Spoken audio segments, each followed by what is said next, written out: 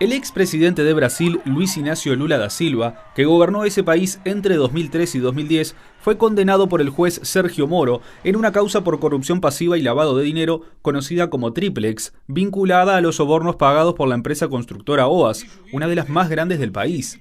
Sin embargo, aún la condena debe confirmarse en segunda instancia. El fundador del Partido de los Trabajadores acumula 5 procesos penales en la justicia brasileña por supuesta corrupción, la mayoría de ellos vinculado a la gigantesca trama destapada en la petrolera estatal Petrobras. Uno de ellos es el conocido como Instituto Lula. En esta causa, también a cargo del juez Moro, el expresidente es acusado de haber recibido 12 millones de reales de Petrobras para comprar un terreno donde sería construido un inmueble destinado al Instituto Lula. El terreno fue comprado por la DAG, una proveedora de Odebrecht. La transferencia finalmente se frustró, pero según la Fiscalía, prueba que el Partido de los Trabajadores tenía una cuenta corriente informal de la corrupción con Odebrecht. Otra de las causas es la de obstrucción de la justicia. Lula fue acusado de haber presionado para comprar el silencio de Néstor Cerveró, el exdirector de Petrobras. Tráfico de influencias es otro de los procesos penales contra el expresidente de Brasil. En este caso, Lula está implicado por el tráfico de influencias para la liberación de préstamos del Banco Nacional de Desenvolvimiento del Brasil. La acción también incluye la contratación en Odebrecht de su sobrino, Taiguara Rodríguez dos Santos, para prestar servicios en Angola. Para los investigadores, la contratación de Taiguara fue resultado de una gestión que Lula hizo con la contratista. Por último, está la Operación Celotes. En esta acción, el Ministerio Público Federal argumenta que el hijo de Lula, Luis Claudio, recibió 2,5 millones de reales a cambio de la influencia de Lula en 2 hechos ocurridos durante la presidencia de Dilma Rousseff: la compra de aviones de combate Gripen de la empresa sueca Saab y la prórroga hasta 2020 de incentivos fiscales para automotores. En esta causa, Lula también fue denunciado por supuestamente interceder en favor de automotrices en la concesión de beneficios fiscales. Una noticia que ha caído como una verdadera bomba de fragmentación en el mundo político brasileño y, por qué no decirlo, también en la sociedad de este país, ya que se da la circunstancia de que simultáneamente hoy hay un expresidente de la República que por primera vez ha sido condenado por corrupción en la justicia brasileña y simultáneamente hay un presidente en activo que también está acusado formalmente y pendiente de que se inicie o no también un juicio justamente por el mismo delito, por el de corrupción pasiva. De esta forma, el juez Sergio Moro, que como sabemos es un juez que tiene fama de ser un auténtico arriete contra políticos que han practicado corrupción y empresarios que han practicado corrupción en Brasil en los últimos años, bueno, pues el juez Sergio Moro ha condenado a 9 años y medio al expresidente Luiz Inácio Lula da Silva, 9 años y medio de cárcel por delitos de corrupción pasiva y blanqueo de capitales, todo en el contexto de la operación Lava Jato y más en particular por haber recibido, según el juez Sergio Moro, un apartamento triplex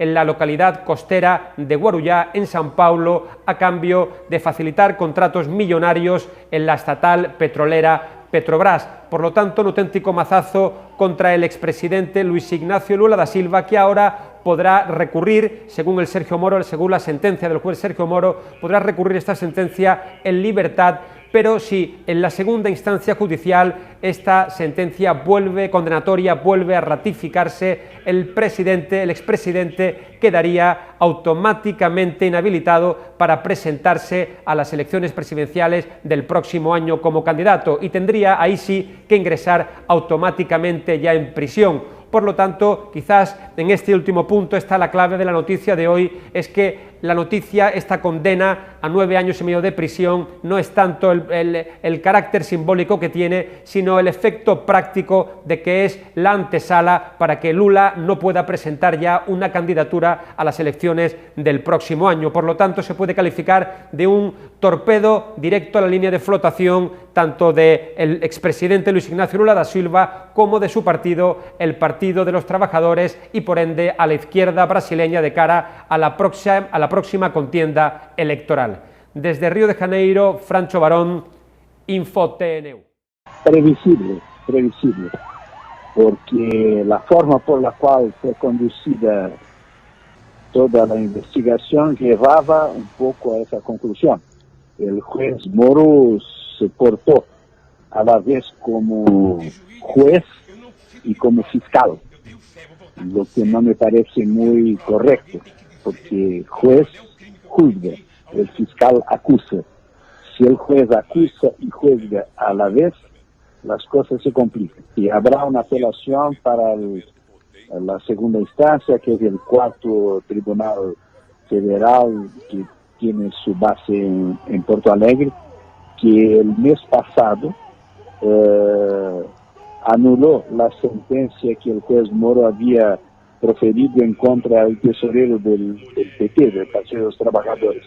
Lo había Moro condenado a 10 años y el tribunal anuló la sentencia diciendo que no había pruebas, ¿no?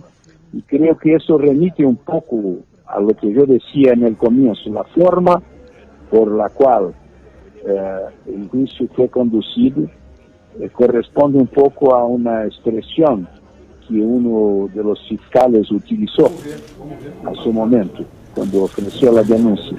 No tengo pruebas, pero sí tengo convicciones, fue lo que ha dicho. Él está muy dispuesto, más allá de su problema personal, él tiene que enfrentar, todos nosotros tenemos que enfrentar un problema mucho más grande, que es la situación del país.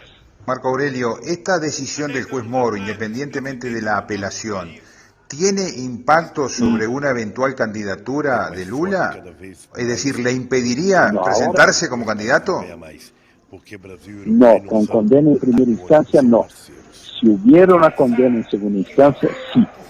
Y entonces de eso va a haber lo que vamos a tener que ver ahora, esto del tiempo que va a llevar para que la segunda instancia venga a juzgar el recurso que la apelación que los abogados de Lula harán.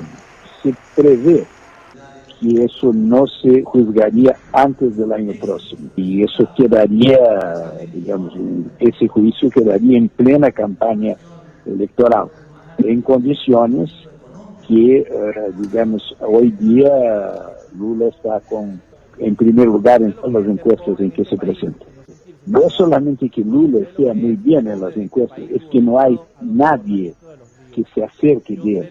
Es decir, las clases dominantes en Brasil tienen hoy día una crisis tremenda porque sus candidatos tradicionales, Serra, Aécio Neves, incluso el gobernador de São Paulo, Alckmin, todos están muy bajos, pero muy bajos, ¿no?, en las encuestas. Entonces, no